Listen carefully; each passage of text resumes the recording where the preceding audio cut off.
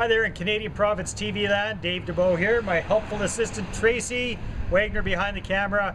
We're taking a spin in the bright yellow FJ Cruiser. We got some running around to do, so we'll do a kind of a different Canadian Profits TV episode. So why don't you come for a ride with us? Come on over. Hop in, Tracy. Tracy gets the back seat, Wagner gets the front. It's a Brazilian thing. All right.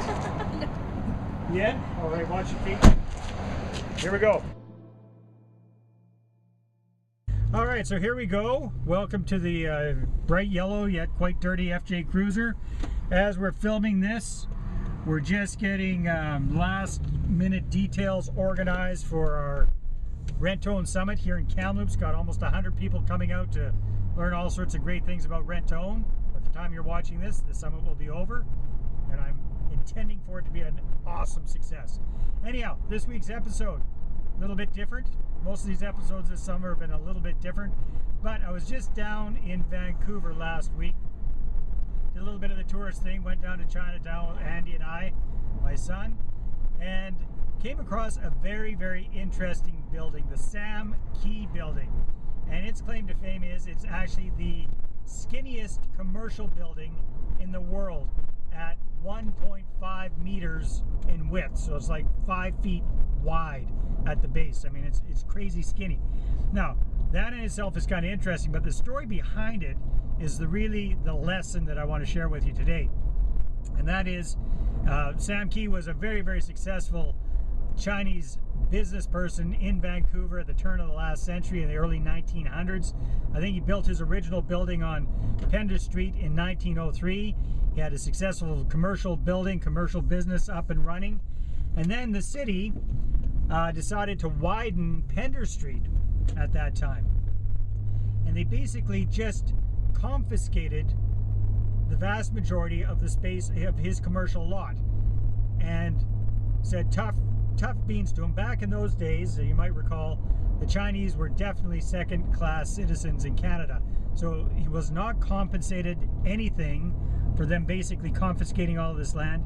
He had to rebuild this building. And first of all, people just thought he was going to give up and just walk away, especially his next-door neighbor. His next-door neighbor thought he was going to get a nice little extra chunk of land for free.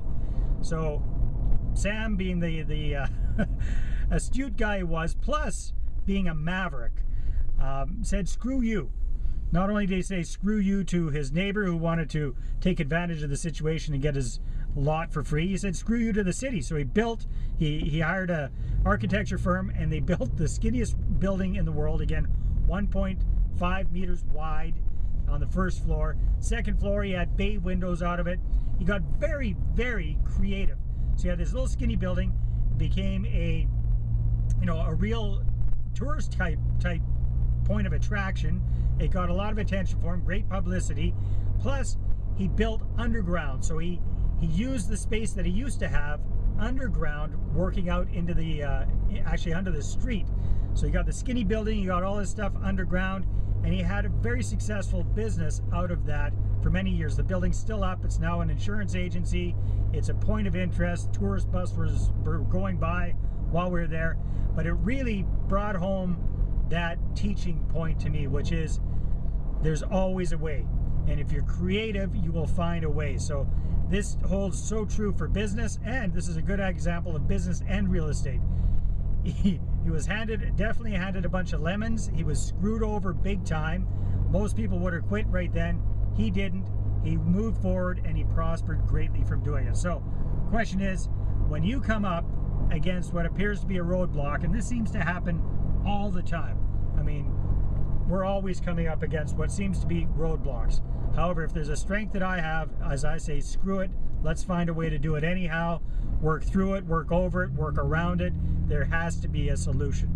And that is, from what I've seen from Darren Weeks, from what I've seen from Michael McLean, from what I've seen from Dan Locke, July Ono, all of the most successful people I know, they always find a way to make things work, even when the situation seems to be going completely against them. So that's your mindset minute. That's your real estate tip. That's your business breakthrough for this week, is always look for the solution, no matter how bad the problem might be.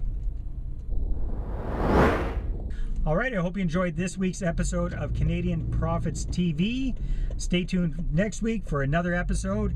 And what's going on? Well, just had a very exciting experience a couple of days ago. If you're a Canadian Business Profits member, your audio CD success interview for September is going to be an interview I just did with none other than Rich Dad himself, Mr. Robert Kiyosaki. So stay tuned for that.